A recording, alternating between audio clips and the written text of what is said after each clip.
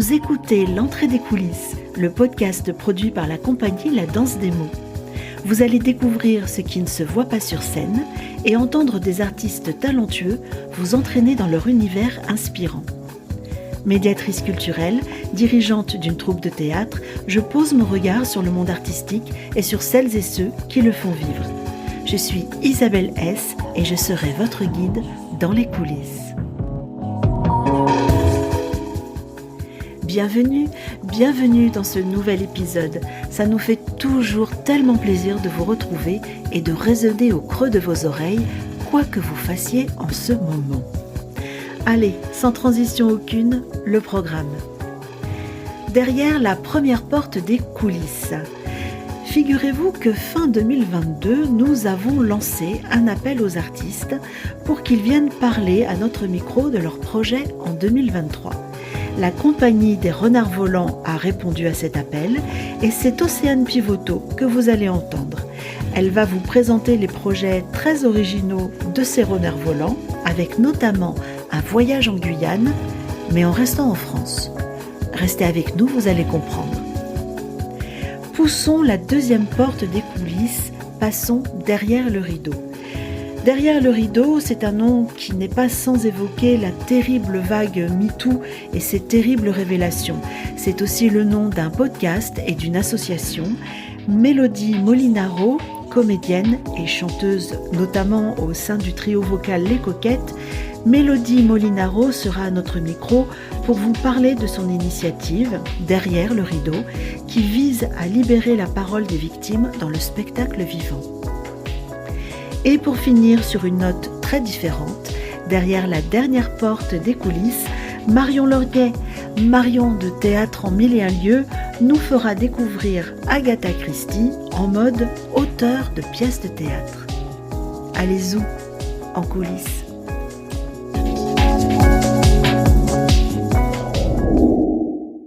Ouvrons donc la première porte des coulisses et partons à la découverte des Renards Volants, un collectif qui propose des créations au-delà du théâtre, spectacles, chaîne YouTube de pubs parodiques et festivals autour de la Guyane.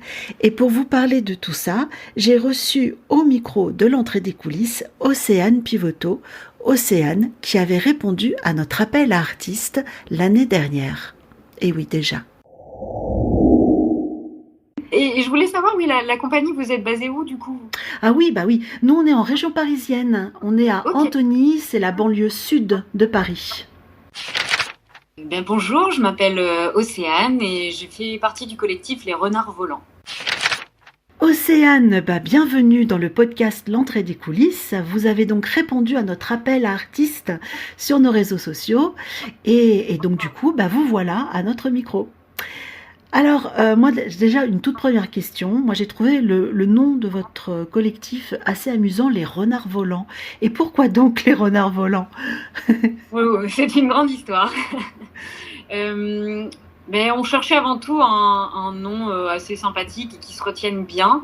Et on voulait associer un nom d'animal avec un adjectif. Et en fait, on a trouvé que le renard était un animal qui en fait symbolise l'adaptabilité, qui s'adapte à toute situation. Et ça nous allait plutôt bien parce que on bouge dans beaucoup d'endroits, on est obligé de s'adapter en faisant du théâtre en dehors des lieux de théâtre. Mmh. Et puis volant, par le fait effectivement que on bouge beaucoup, donc c'était un nom qui nous allait bien et les gens le retiennent généralement. Ah oui, ça je confirme. Alors j'ai lu que vous êtes un collectif, non pas une compagnie, une troupe, mais un collectif. Donc qu'est-ce que ça veut dire exactement ? Alors, on ne s'est pas donné le nom de compagnie, effectivement, parce qu'on ne fait pas que du théâtre. Mmh. On a aussi un aspect image, donc on fait de la vidéo et de la photographie. D'accord, ok. On va y revenir un petit peu tout à l'heure. Très bien. Donc, il y a un noyau dans ce collectif et puis ce qu'on va appeler des électrons libres. Comment vous vous êtes connus ? Comment ça s'agrège comme ça autour de vous ? Généralement, c'est des gens qu'on rencontre sur d'autres projets, en fait, où on travaille avec d'autres artistes, et puis on les invite sur nos projets, d'abord une fois, puis deux fois, et puis après c'est des collaborations qui sont un peu sur le long terme avec des gens qu'on aime bien aussi. C'est surtout des amis au départ. Ok. Et donc, le petit noyau central, c'est qui alors, du coup? Donc, le petit noyau central, c'est moi avec Mathieu de la cour, voilà, qui lui est plus du côté en fait de l'image. Donc, c'est lui le photographe réalisateur. Oui. Et moi, je suis plus du côté du théâtre. Donc, c'est pour ça qu'on s'accorde tous les deux là-dessus. Très bien. J'ai noté que vous faisiez effectivement des spectacles, des ateliers, de la vidéo, on va y revenir. Une initiative assez originale, je trouve, un festival. Je n'en dis pas plus pour le moment. Pour l'instant, sur les spectacles, vous écrivez vos spectacles? Alors, les spectacles jeunes publics, oui. En fait, on commence dans le principe, je commence sur une histoire, j'écris un texte, la base du texte, et puis après, avec les comédiens avec lesquels on travaille, on reprend ça au plateau, et on voit ce qui marche pas, et on l'agrémente en fait. Et ça devient vraiment un travail collectif. Et pour les spectacles, on va dire plus tout public, j'aime beaucoup prendre des textes en fait qui existent déjà et les modifier à ma façon pour en donner quelque chose de nouveau, une nouvelle vision. D'accord. C'est certainement ce que vous avez fait sur le spectacle qui s'appelle Homme de boue, boue comme de la boue, B-O-U-E. Si j'ai bien compris, c'est donc un spectacle qui se base sur des lettres de Poilu, c'est ça, la guerre 14-18. Et j'ai l'impression que ça mixe une performance seule en scène et des projections. C'est bien ça?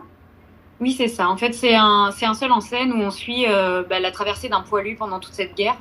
Et l'idée était en fait d'utiliser plein de lettres de poilu pour que ça représente en fait leur voix à tous et que ce soit le poilu en général. Donc c'est pour ça qu'il a pas de nom dans la pièce. C'est vraiment un poilu, il est anonyme. Et donc c'est ce travail-là et qui est fait ensuite parce qu'on voulait pas faire une reconstitution. Donc le principe était d'utiliser ces anciennes paroles qui sont souvent des mots assez compliqués à comprendre aujourd'hui parce qu'il y a de l'argot, il y a vraiment le langage d'il y a un siècle. Oui. Et c'était de le mettre avec une mise en scène qui était plutôt sur de la modernité pour que ça nous accroche vraiment aujourd'hui et qu'on puisse se dire mais en fait ça aurait pu être écrit n'importe quand et ça peut arriver n'importe quand. C'était le principe.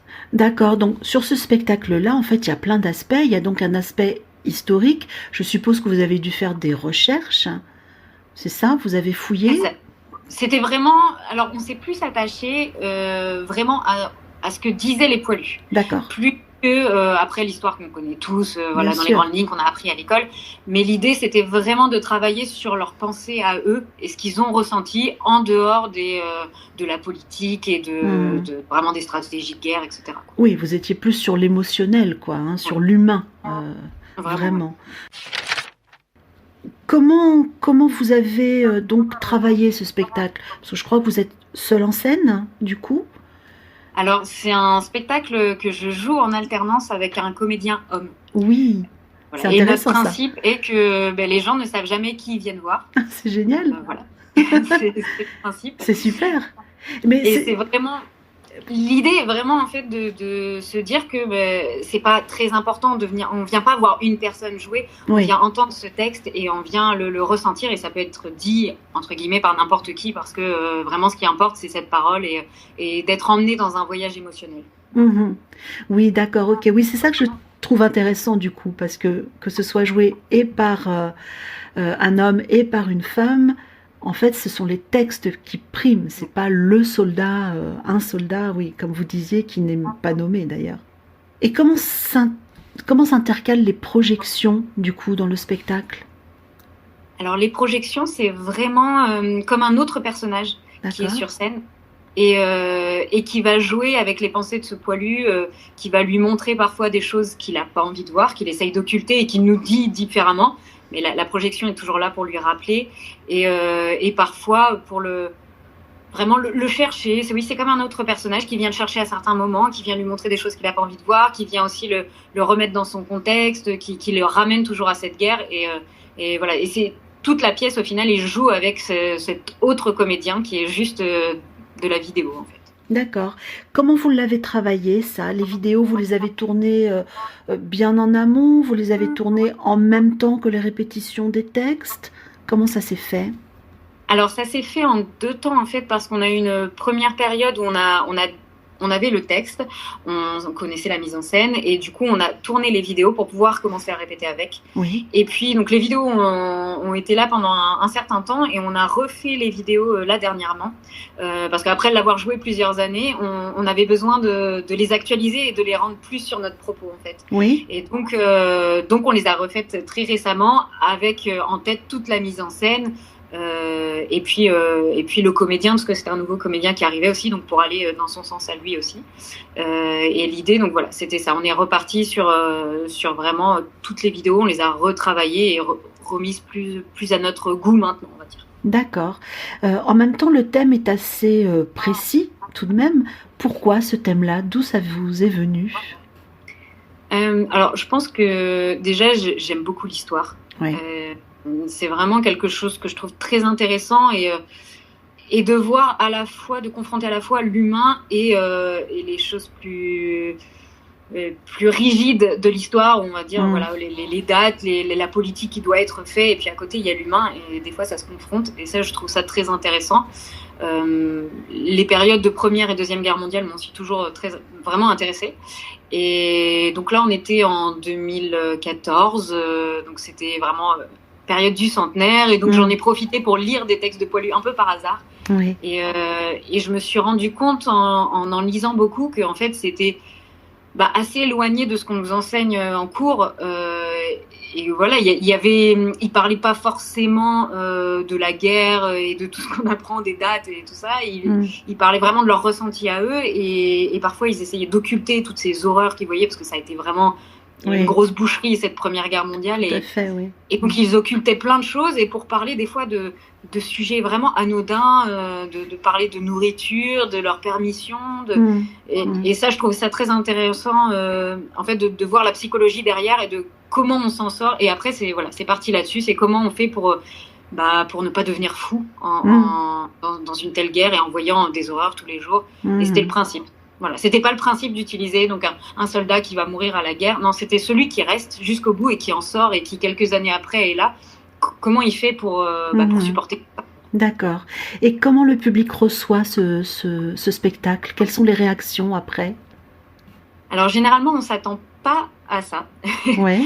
Parce qu'on se dit, un spectacle sur la Première Guerre mondiale, on a tout de suite cette image de reconstitution, d'être un peu dans le pathos peut-être. Et nous, c'est vraiment pas ce qu'on a voulu faire. Donc c'est assez différent, et ça, c'est un spectacle sur la Première Guerre mondiale, mais en même temps sur l'humanité en général, et voilà, sur une personne qui traverse une guerre, qui traverse un moment terrible, et comment il s'en sort. Donc il y a aussi beaucoup d'ironie, et ça surprend beaucoup le public. Et après, ils sont touchés par la façon dont écrivaient les Poilus, quoi, parce que c'est vraiment, les mots sont magnifiques, il y a des tournures de phrases absolument exceptionnelles, et donc c'est très beau à écouter. Et on a eu des anciens combattants aussi qui sont venus, donc de plusieurs guerres différentes, jusqu'à des jeunes anciens combattants, et qui nous ont dit mais vraiment c'est ça, et c'est vraiment ce qu'on a vécu nous aussi. Alors après, des fois les moyens de les consoler ne sont plus forcément les mêmes, c'est-à-dire que on avait en 1914 c'était le pinard, et maintenant c'est plus parfois des drogues un peu plus dures. Mais le principe, la façon de faire reste la même, et ils s'y retrouvaient vraiment beaucoup. Donc ça nous a aussi confortés. Quand on a eu ces témoignages de personnes, on s'est dit on se trompe pas. On se trompe pas. Oui, on est dans le bon chemin, quoi. Ok, donc ce spectacle, vous allez le reporter sur scène prochainement? Oui, tout à fait. On va jouer donc là, parce que nous on est basé en région centre, et donc on va faire une nouvelle représentation donc à la Charpente, c'est à Amboise, et donc là c'est pareil, on le joue 2 fois, et donc on ne dit pas qui joue à quel moment. Ce sera la surprise. C'est super. Ok. Sans transition aucune, je voudrais vous parler donc d'une initiative que j'ai notée sur votre site, que j'ai trouvée assez originale, en tout cas pour un collectif de théâtre, d'artistes. C'est un festival qui s'appelle Cher Guyane. Alors je précise pour les auditeurs auditrices, c'est que Cher, il y a un petit jeu de mots entre Cher le département et Cher l'adjectif féminin. C'est bien ça, hein. Donc, Cher Guyane Festival. qui est donc né de la rencontre entre les renards volants et la Guyane. Et là, du coup, pourquoi la Guyane? Dans le Cher? Il y a forcément une explication. Et oui. Et bien justement, ça part de l'homme debout du spectacle, où en fait on était sur une période où on cherchait à le jouer avec les institutions comme le Souvenir français, l'ONAC. Et on a contacté l'ONAC, donc l'Office national des anciens combattants de la région Centre. Donc on a contacté la directrice pour lui proposer le spectacle. Et elle nous a dit ça m'intéresse beaucoup, mais je ne suis plus dans le Cher. En fait, je suis en Guyane. Et voilà. Okay. Et tout est parti de ça. Où en fait, on a trouvé ça très intéressant de pouvoir essayer de monter un projet comme ça. Donc ça a mis du temps, parce qu'il y a eu c'est plusieurs choses, et dans la politique à ce moment-là, et dans notre collectif aussi. Et donc c'est en 2018 qu'on a pu aller en Guyane. On s'est dit, c'est quand même, là ça y est, c'est la fin du centenaire, c'est un peu le moment d'aboutir à ce projet-là quand même. Donc on est parti en Guyane pour une tournée de 3 semaines et donc principalement à destination des scolaires. Donc on a fait et les représentations et des ateliers. Et ça a à la fois révélé le spectacle, parce qu'on s'est rendu compte qu'en fait c'était devant les jeunes qu'il fallait jouer ce spectacle-là. Ouais. Au départ, je jouais plus effectivement devant des anciens combattants, des personnes qui avaient déjà un certain vécu, et en fait on s'est rendu compte que devant les jeunes ça marchait très bien et qu'ils y comprenaient d'autant plus leur cours d'histoire. Donc c'était très intéressant de ce point de vue-là. Et puis on a découvert la Guyane et je crois que on en est tombé un peu amoureux à ce moment-là. Et depuis on y va tous les ans pour présenter nos spectacles, pour travailler, pour rencontrer les artistes. Et c'est vraiment parti du fait où à chaque fois qu'on revenait de Guyane, on expliquait mais c'était formidable, on a rencontré plein de gens, puis c'est super la Guyane. Et les gens ne comprenaient pas forcément parce qu'ils ne connaissaient pas. Non. C'est vrai que c'est assez méconnu quand même, la Guyane. C'est tellement loin de nous, on en parle très peu. Donc, Oui, et puis souvent quand on en parle, c'est pas forcément les meilleurs aspects. C'est vrai. C'est toujours dans des problématiques, et donc on se dit c'est terrible en fait, parce que c'est un département d'outre-mer, donc il fait partie de la France, et on ne le connaît pas, alors qu'on va mieux connaître l'Allemagne ou l'Italie qui est juste à côté de nous, et on ne nous en parle pas tellement. Alors on trouvait ça vraiment dommage, et on s'est dit non mais il faut ramener la Guyane et montrer à quel point c'est formidable, parce qu'il y a vraiment des artistes qui émergent en ce moment. Il y a une jeunesse qui est incroyable. On travaille avec des jeunes sur plusieurs mois à chaque fois, et ils sont formidables. Donc c'est parti de là. Donc du coup, est-ce qu'il y a une édition en 2023 ? Oui, tout à fait. Elle est en pleine préparation. Eh bien oui, j'imagine. Donc pareil, sur un délai de 4 jours ? C'est ça, en fait, on a 4 jours de festival public, et après, autour de ces dates-là, on a des périodes en hors les murs, donc soit pour les scolaires, soit pour les habitants des communes autour. En fait, vraiment des communes de la région Centre, parce qu'on va jusqu'à Tours, on va à Bourges, vraiment on bouge dans toute la région, et on propose des actions en lien avec le festival. D'accord. Donc, au programme de ce festival, qu'est-ce qui se passe en général ? Il y a des concerts, il y a des représentations. Qu'est-ce qui se passe ? En général, en fait, l'idée, c'est vraiment d'offrir un festival qui soit pluridisciplinaire, pour que ça puisse convenir à tout le monde et de faire découvrir des choses à tout le monde. À la fois faire découvrir la Guyane, mais aussi faire découvrir le côté artistique, le côté culturel.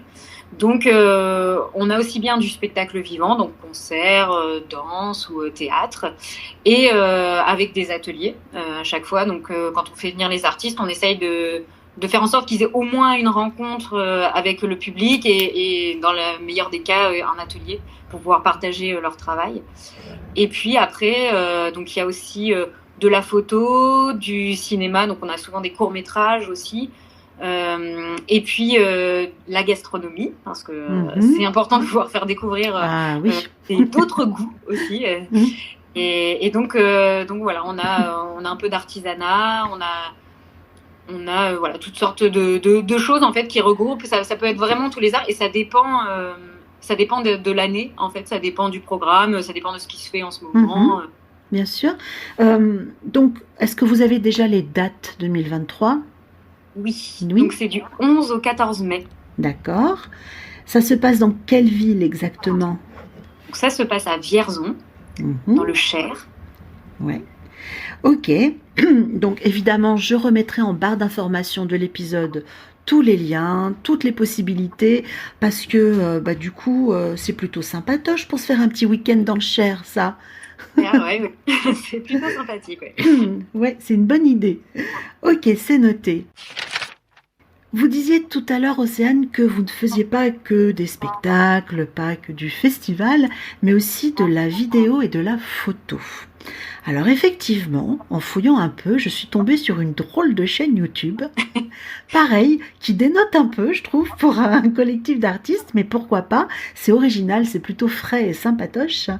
C'est donc Allez, fais pas ta pub. C'est ça, hein? Allez, fais pas ta pub. Qu'est-ce que c'est donc? Eh bien, c'est une chaîne YouTube de fausses publicités qui nous permet de montrer un peu les dérives de la publicité et de mettre en exergue un peu certains principes de la pub et de la communication. Donc voilà, on s'amuse de ça. Donc c'est toujours un peu grinçant et en même temps drôle. Voilà, c'est l'idée et c'est un peu toujours dans notre principe de collectif, c'est de faire discuter, en fait, de faire parler les gens, de faire se poser des questions. Voilà. Oui, c'est vrai, j'en ai regardé quelques-unes, effectivement, elles sont toutes très amusantes.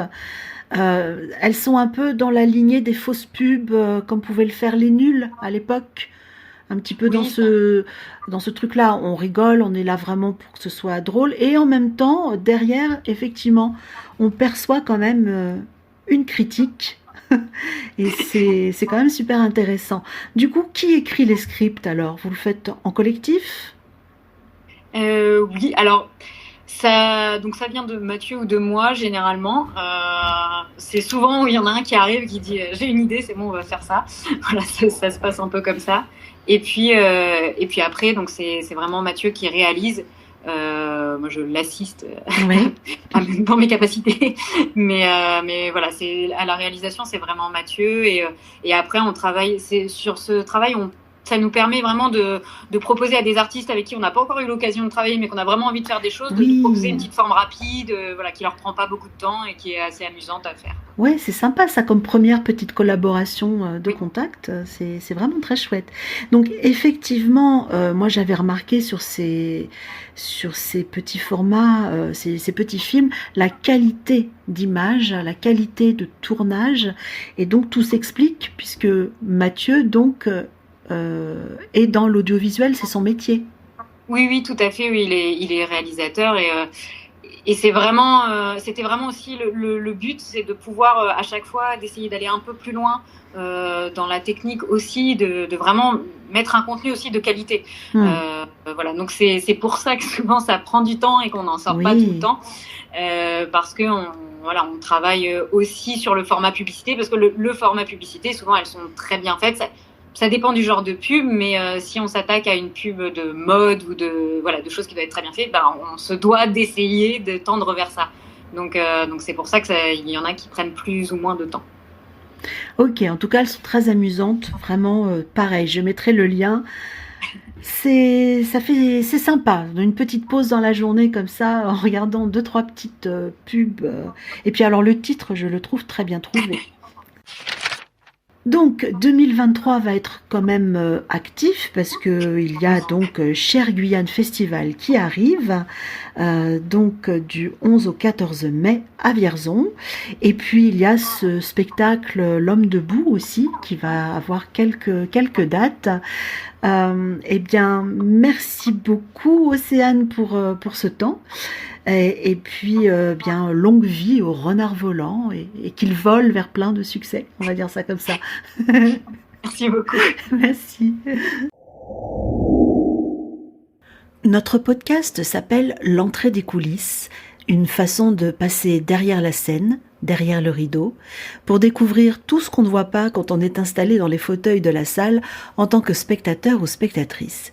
Découvrir des artistes, des thématiques, des techniques, bref, vous le savez maintenant, pour des découvertes agréables et inspirantes dans le domaine du spectacle vivant. Mais en coulisses, il se passe aussi des choses sombres et douloureuses dont on ne parle pas assez. Derrière le rideau, c'est le nom d'un podcast et aussi le nom d'une association dont nous allons parler maintenant. Et pour ce faire, je reçois Mélodie Molinaro. Alors bonjour, je suis Mélodie Molinaro et je suis la présidente de l'association Derrière le rideau, qui est une association qui a pour but de libérer la parole dans le milieu du spectacle. Alors, Mélodie, vous êtes donc la présidente de Derrière le rideau. Quelle est la mission exactement de cette association ? Derrière le rideau, c'est à la fois une association et à la fois un podcast. On va pouvoir y revenir. Pour l'instant, sur ce qui concerne vraiment l'association, quelle est sa mission ? Depuis quand existe-t-elle ? Alors, elle existe officiellement, donc avec un vrai statut associatif depuis juin 2021. 2021, mais j'ai commencé les démarches en septembre 2020. Quand je parle des démarches, c'est que j'avais donc envie de créer un collectif, une association pour lutter contre les violences dans le milieu du spectacle. Quand j'entends et libérer la parole, j'entends par là du coup mettre à disposition différents outils pour informer, faire de la prévention, pour un peu casser les idées reçues qu'on a dans notre milieu du spectacle, puisque je suis moi-même comédienne et chanteuse, j'ai plein de casquettes, et de aussi un peu casser les schémas et des choses que on a pu vivre, qu'on a pu entendre, de changer un peu les mentalités sur notre milieu où finalement il n'y a pas vraiment de cadre, et donc d'apprendre un peu à savoir ce qui est normal ou pas, ce qu'on a le droit de refuser, donc les actions sont vraiment de lutter contre les violences, d'informer, de créer une forme de safe space où on puisse aborder des thématiques un peu tabous finalement de notre milieu du spectacle, parce que comme on est très nombreux et pas beaucoup de boulot, il y a une forme de compétition qui est toujours un peu là, de forme de non-dit aussi, d'omerta, de choses qu'on ne peut pas dire parce qu'on a tellement peur d'être blacklisté. Yes. Donc voilà, c'était un peu casser tous ces codes-là et dire oh stop en fait. Ça surfe complètement sur la vague du hashtag MeToo en fait. Il y a ce truc de on en a marre. On en a marre de faire semblant, de faire comme si tout est beau, tout est rose, c'est fabuleux. Le milieu du spectacle, c'est fabuleux, ça peut l'être. Mais il y a des choses derrière le rideau qui le sont beaucoup moins. Et donc, c'était hyper important pour moi de pointer ça du doigt. Et pour les étudiants en sortant d'école, pour des gens qui travaillent déjà, qui ont donc déjà vécu éventuellement des choses. Donc il y a différentes missions, différents formats, différentes actions qu'on mène au sein de l'association pour justement un peu lutter contre toutes ces choses-là et faire mettre notre. J'ai pas la prétention d'être une révolutionnaire, d'être une justicière. C'est juste mettre ma petite pierre à l'édifice pour que les gens se sentent aidés, soutenus, écoutés, entendus. Parce qu'il y a ça aussi. Oui. On n'ose pas parler. On a peur de ça.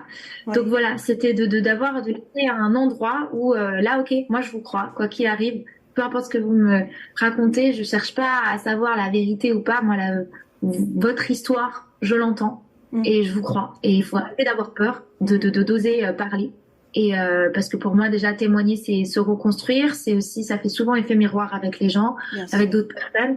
C'est vraiment un peu lâcher, libérer la parole et arrêter d'avoir peur en permanence, en fait. Dans une de mes pièces, j'avais écrit une phrase qui n'est pas assez originale, mais je disais dire, c'est déjà commencer à guérir. C'est un peu ce que j'entends dans ce que vous me dites. Mais complètement. Complètement, mais c'est pour peu importe ce qu'on a vécu, en fait. C'est un premier pas vers l'acceptation, que ce soit un deuil, d'en parler, c'est de parler d'un deuil, de dire que la personne est décédée, de le dire, ça a tout de suite une autre puissance et c'est acter la chose. Donc de dire qu'on a vécu quelque chose qui nous a blessés, peu importe en fait peu importe comment la personne en face va le recevoir, c'est nous comment ça nous a touchés et qu'est-ce que ça éveille en nous, de la tristesse, de la violence, de la culpabilité, de la colère. C'est juste de le verbaliser, c'est déjà une étape énorme et essentiel pour pouvoir avancer, pour pouvoir comprendre aussi ce qui s'est passé et ne pas répéter. Parce qu'il y a aussi vraiment ça. C'est que on est dans des schémas qui sont, quand on a vécu un traumatisme, si on n'en a pas conscience que c'est un traumatisme et que ça nous a profondément touché, on risque de le répéter jusqu'à ce qu'on n'en puisse plus, jusqu'à l'irréparable que je ne souhaite à personne, mais en tout cas, en étant profondément malheureux, on a l'impression d'avoir une histoire de karma qui s'acharne sur nous. Non, c'est aussi à nous de dire, en fait, ça, c'est pas OK. Alors peut-être que ma collègue qui a passé le même casting que moi, elle a accepté ces choses-là, mais moi, ça, c'est pas OK pour moi. Et en fait, à partir de là, c'est le libre arbitre de chacun, c'est le ressenti de chacun et il est précieux et il faut l'écouter. Et donc effectivement en parler, c'est la base et le fondement et c'est primordial et ça fera forcément écho à quelqu'un d'autre. C'est sûr. Cette association, elle propose un accompagnement qui est très concret, donc un accompagnement sur des conseils juridiques, une écoute psychologique, des cercles de parole. Donc ça résume un peu tout ce que vous venez de dire, Mélodie. Évidemment, on ne peut pas s'empêcher de faire le parallèle avec tout ce mouvement MeToo, qui a été initié par le monde du cinéma en 2017 déjà, je crois. Donc ça reste quand même assez récent finalement. Est-ce que ce sont les mêmes mécanismes dans ces deux mondes artistiques, le monde du cinéma, le monde du théâtre? Est-ce que les artistes, les techniciennes, parce que ça concerne quand même beaucoup les femmes, on est quand même soumis au désir d'un producteur, au désir de travailler, d'intégrer une équipe et de pouvoir y rester. Ça implique donc forcément un rapport de domination-soumission, et on ressent ça très fortement. Est-ce que donc ce sont les mêmes mécanismes dans ces deux mondes artistiques-là? Pour moi, c'est complètement les mêmes, mais c'est les mêmes. Moi, même dans tous les milieux, il y a alors, dans tous les milieux. Dans le milieu artistique, il y a une donnée qui est différente, j'ai l'impression, par rapport au milieu de l'entreprise, si on peut dire. Il y a de toute façon un cadre de pouvoir. Là, vous étiez en train de dominer, mais c'est un truc de pouvoir. Où la personne qui nous embauche, c'est elle qui tient quelque part notre avenir entre les mains. Et ça, c'est le cas concret et factuel qui existe dans tous les milieux. Et donc, les abus peuvent apparaître partout, peu importe, dans le cinéma, dans la banque, dans tout. Enfin, d'ailleurs, depuis le mouvement #MeToo, il y a des #MeToo dans tous les sens pour tous les milieux maintenant. C'est vrai. Et ce qui est très spécifique à notre milieu, c'est que nous, il y a un vrai côté affect. C'est que le personnel et le professionnel est très vite mélangé parce que quand on passe une audition, quand on est dans un spectacle, même si on interprète un personnage, c'est nous. On se met à nu d'une certaine façon. On a un vrai truc on donne de notre personne et c'est notre personnalité, l'humain qu'on est, qui fait d'ailleurs la spécificité du personnage qu'on interprète. C'est aussi souvent pour ça qu'on est choisi, parce qu'il y a notre énergie, tout correspond au rôle. Mais donc du coup, ça nous met dans un endroit de vulnérabilité qui peut être magnifique. Et qui est, je trouve, merveilleux dans notre milieu.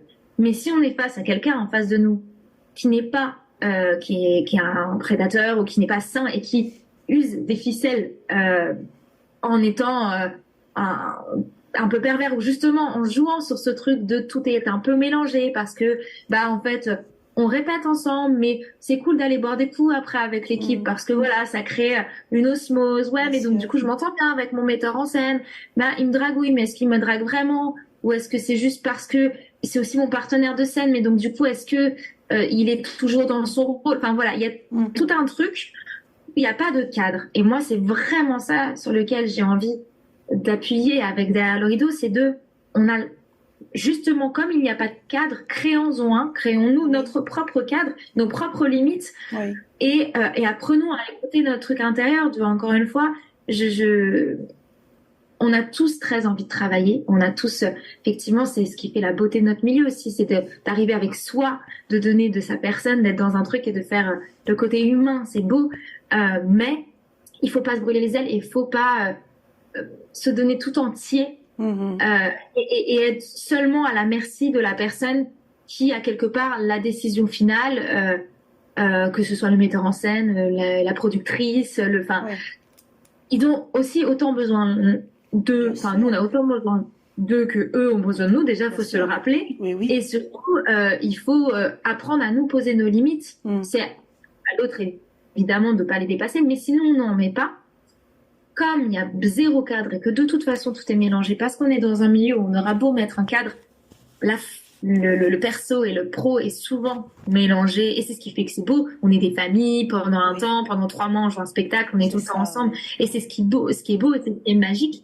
Mais du coup, il y a des limites qui peuvent être dépassées, et sans trop qu'on s'en rende compte sur le moment en plus. On se rend pas forcément compte que ces limites sont dépassées. C'est souvent a posteriori, on se dit oula, attends, est-ce que j'étais vraiment ok avec ça? Est-ce que c'était clair pour moi? Enfin voilà. Donc pour moi c'est très similaire cinéma et spectacle vivant, même si derrière le rideau, je précise que c'est dans un spectacle vivant, mais dans le cas notamment du podcast que j'ai des témoignages qui sont plutôt dans le ciné. C'est pas pour autant que j'ai fait ah non ça me concerne pas, parce que c'est le même mécanisme. Bien sûr. C'est exactement les mêmes mécanismes partout et dans tout. C'est les mécanismes de notre société, en fait. Les abus de pouvoir, il y en a dans tous les sens. Je dis juste que la différence, nous, dans notre milieu, c'est que on n'a pas de RH, on n'a pas de gens qui sont là pour recadrer et imposer des règles sur les limites que ton employeur n'a pas le droit de t'envoyer un texto à 22h. Enfin voilà, il y a des choses qui ne sont pas, il n'y a pas de règles dans notre milieu. Et c'est ce qui crée du coup des abus. Alors justement le podcast, puisque Derrière le rideau c'est aussi un podcast, dont je mettrai les liens en barre d'information de cet épisode. Donc ce podcast, moi j'en ai écouté plusieurs, j'ai écouté plusieurs témoignages, j'ai été absolument effarée et parfois choquée des violences subies en fait. Qui sont pas forcément des violences physiques au sens où on l'entend, hein. Ce sont de véritables violences psychologiques, du harcèlement, vraiment des choses terribles. Moi, je trouvais ça absolument édifiant, en sachant qu'en plus que ça arrive dans tous les milieux, que ça peut être dans une toute petite troupe, un peu confidentielle, jusque dans une grande école de théâtre, voire des grands théâtres. En tout cas, moi, il y a certains témoignages qui m'ont beaucoup touchée.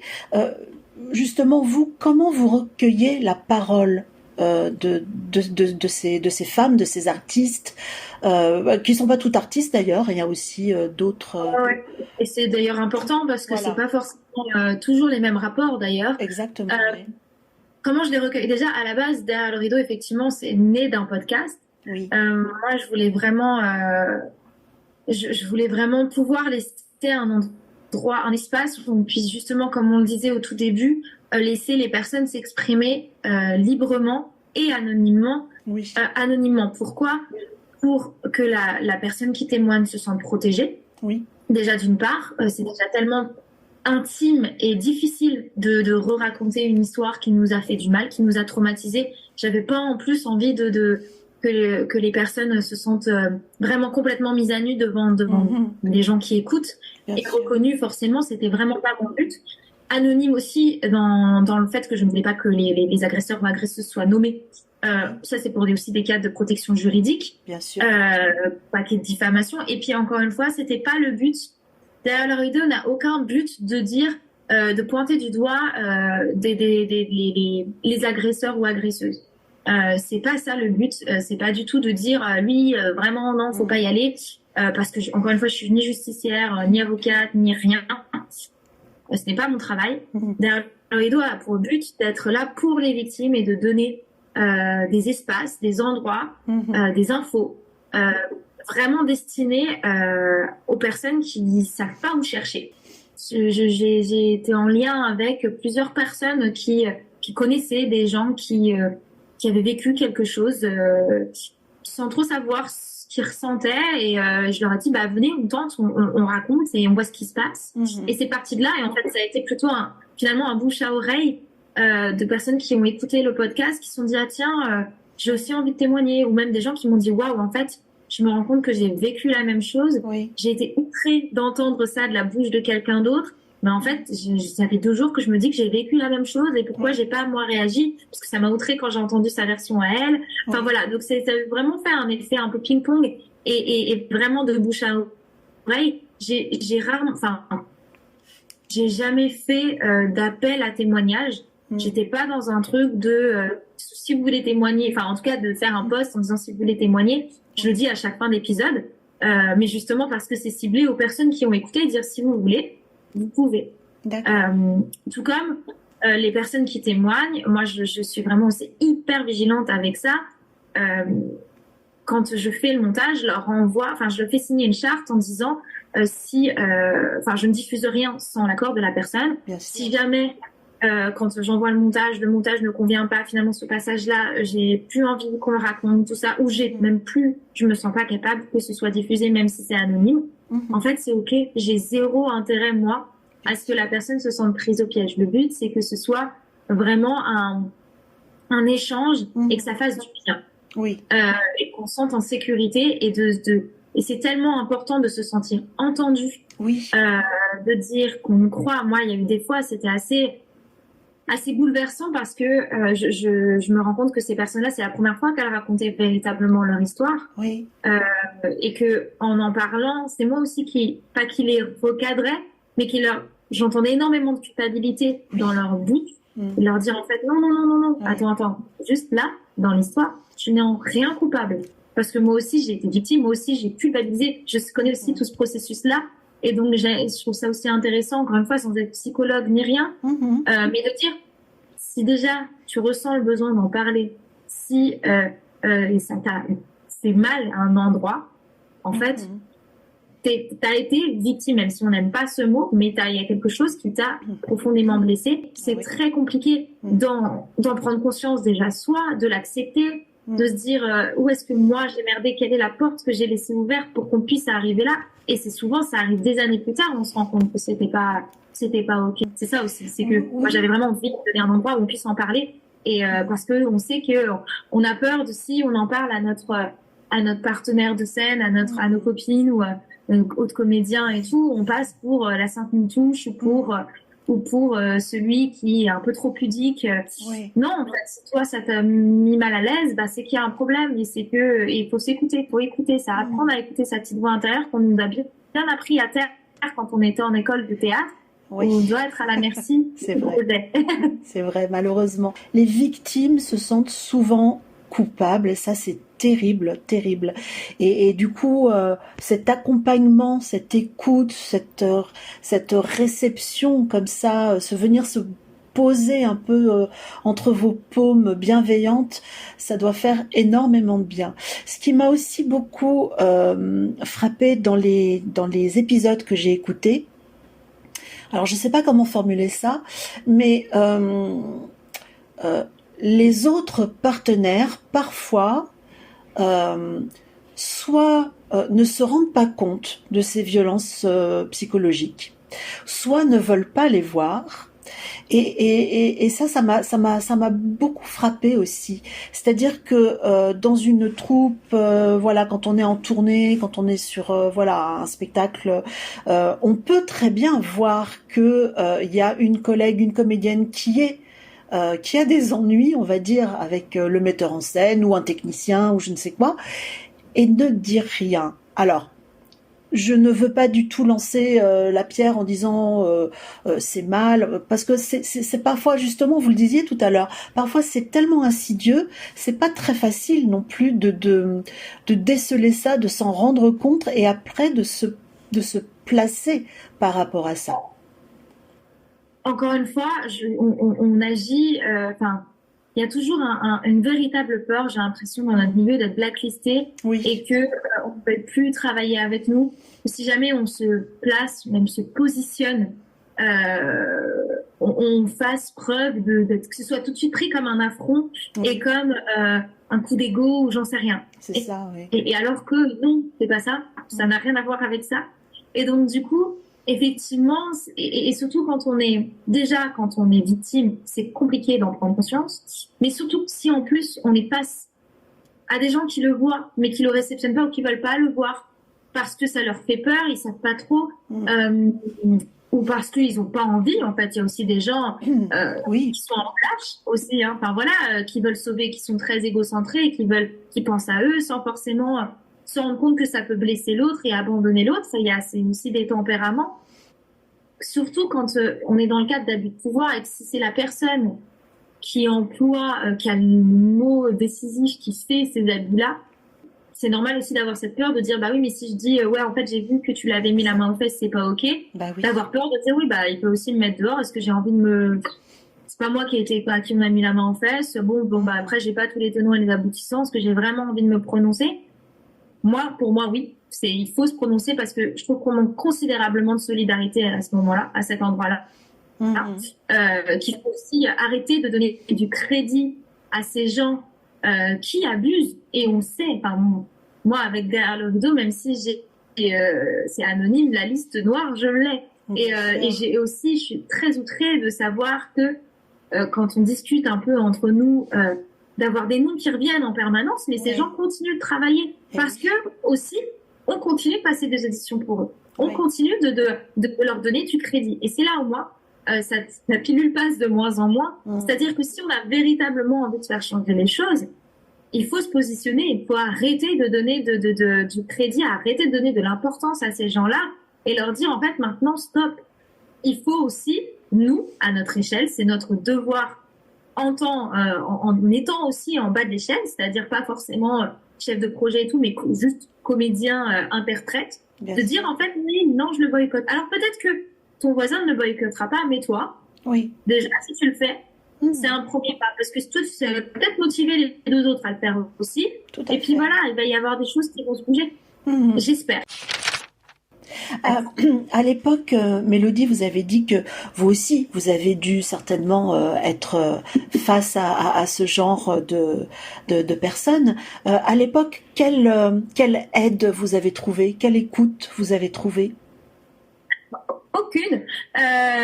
Non, moi, j'ai eu plusieurs événements un peu traumatiques, mais il y en a un, surtout dans ce milieu-là, un casting qui s'est extrêmement mal passé.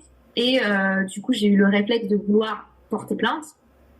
Le problème, c'est que j'ai été extrêmement mal accueillie par la police, qui n'a pas voulu ma plainte parce que je n'avais pas de preuves concrètes et la seule chose qu'on m'a dit.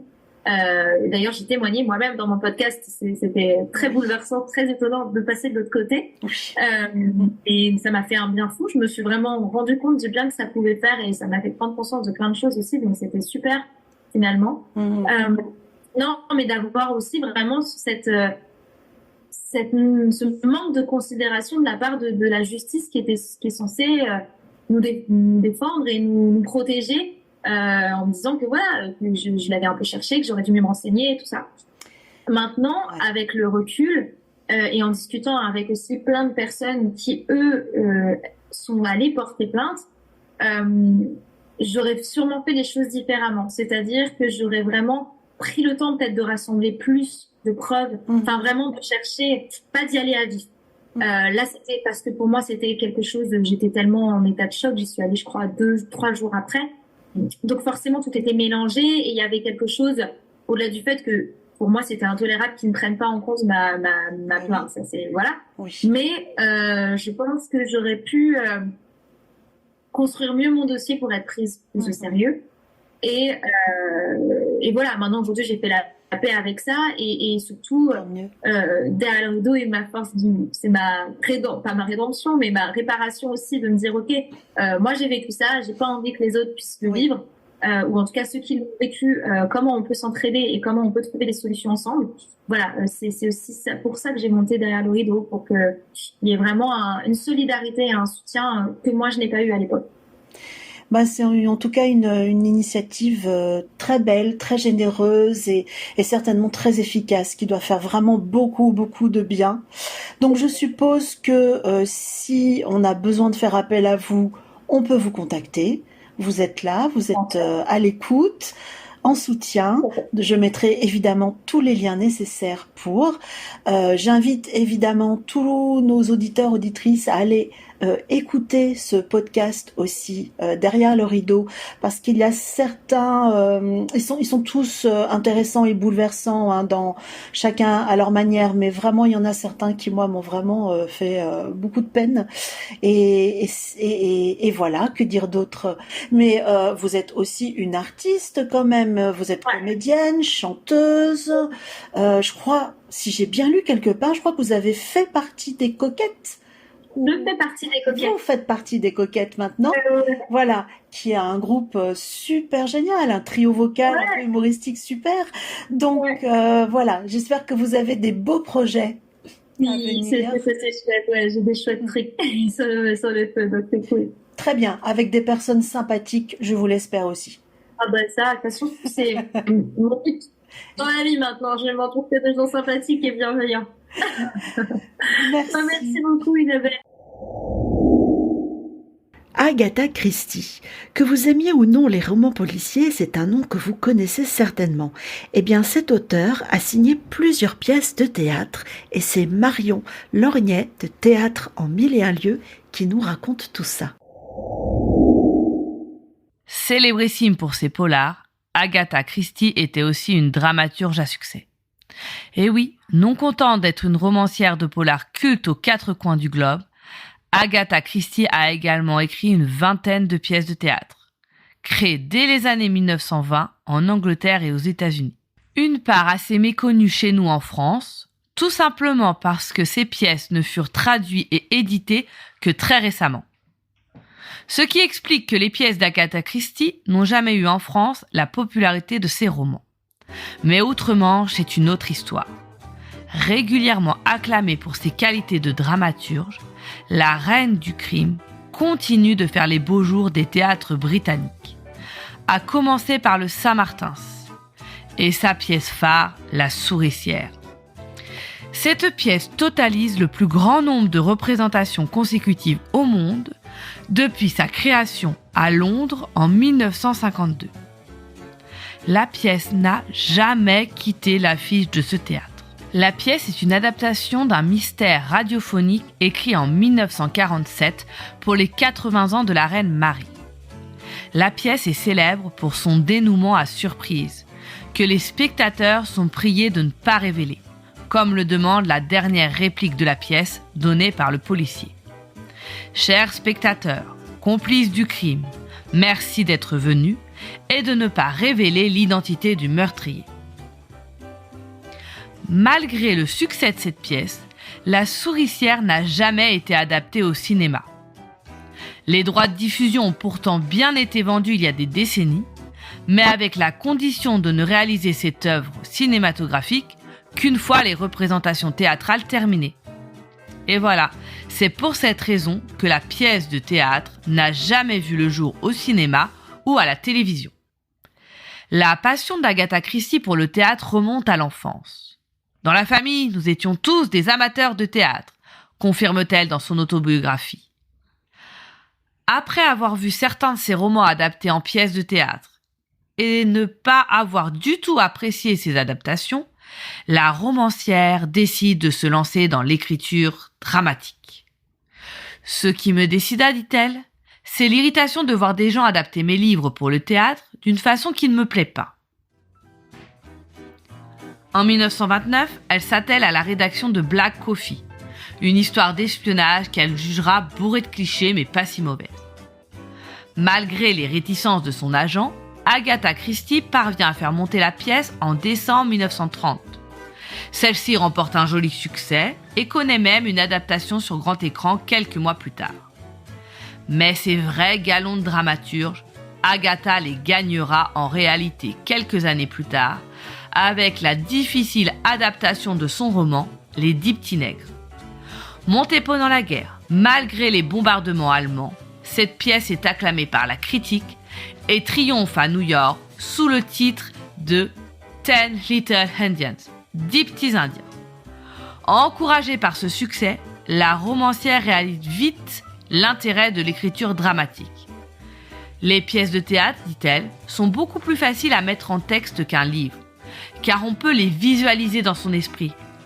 On n'est pas empêtré dans toutes ces descriptions qui entravent si terriblement un roman et nous empêchent de dérouler le fil de l'action. Les pièces d'Agatha Christie sont quasiment toutes des adaptations théâtrales de ses romans, où Hercule Poirot y est définitivement et volontairement absent, afin de ne pas détourner les spectateurs de l'intrigue policière.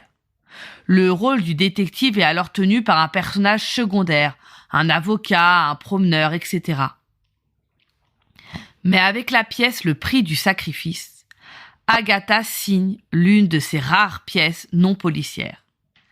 Écrite dans les années 1930, Le Prix du Sacrifice est d'abord paru sous forme de roman, puis de pièce de théâtre en 1952. Le texte développe avec finesse et subtilité la relation compliquée d'une mère, Anne, et de sa fille Sarah. Sarah a fait son service dans la Royal Air Force et rentre après 3 ans d'absence chez sa mère, avec lequel elle entretient une relation fusionnelle. Veuve, Anne a l'intention de se remarier 1 semaine après le retour de sa fille, ce qui n'est pas du tout du goût de Sarah, qui s'arrange pour faire reporter le mariage. Elle est odieuse avec Richard, le futur mari.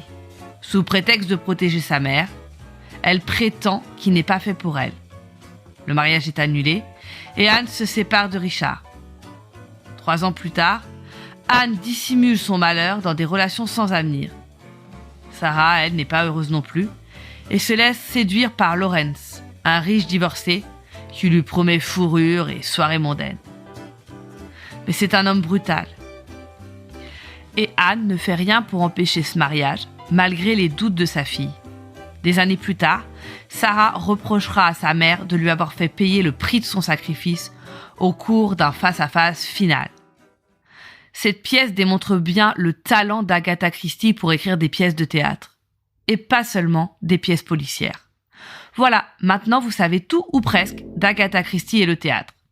Mais notre reine du polar nous réserve encore des surprises et fera sûrement l'objet d'un autre tout ou presque.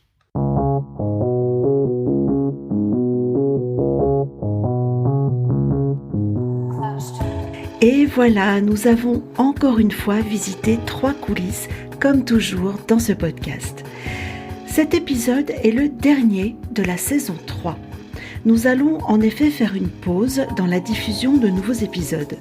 Une pause jusqu'en septembre prochain. Parce que j'ai moi-même besoin de souffler un peu, de travailler sur les réseaux sociaux du podcast, de contacter des artistes, des personnes impliquées dans la vie culturelle, de découvrir moi-même de nouvelles coulisses. Mais je ne vais pas vous abandonner pour autant. Dans les semaines qui vont suivre, des zooms vont être publiés, des retours sur des moments marquants de certains épisodes et certains épisodes même anciens. Et cet été, vous pourrez aussi écouter un format éphémère et très différent de nos épisodes habituels, et ce sera à découvrir cet été. Allez, profitez bien du printemps, profitez bien de votre été, gardez dans vos oreilles notre podcast L'entrée des coulisses pour accompagner vos promenades, vos voyages, vos tâches quotidiennes ou vos moments de pause. N'hésitez pas à le partager, à le mentionner. Aidez-nous à perdurer encore un peu. Allez, je vous dis à très vite, au plaisir de vous retrouver. Allez, zou, on referme les coulisses.